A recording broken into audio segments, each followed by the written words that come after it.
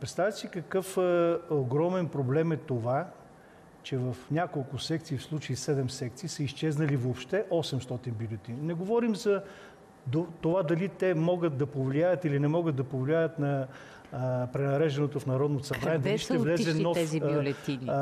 Играч или няма да влезе нов играч.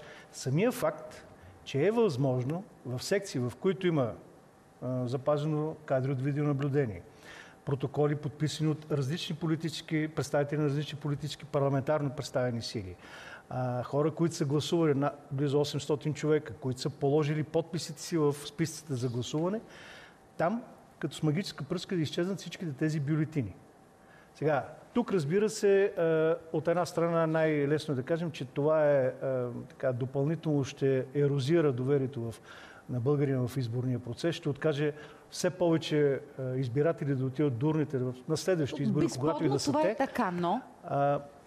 Чува се, днес някъде прочетох, че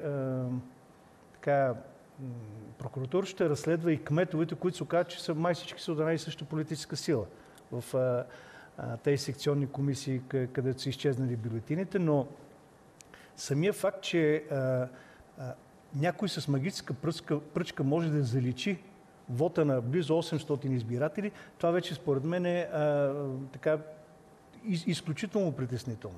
Пак казвам, на фона на всички останали декларации на политически формации и така нататък, нито една от, понеже гледах внимателно, вероятно и вие, нито една от парламентарно представените партии днес, които си прехвърляха отговорността между себе си, на ЦИК, на информационно обслужване, на Конституционен съд, на прокуратура, не пое отговорност за своите хора в секционните комисии,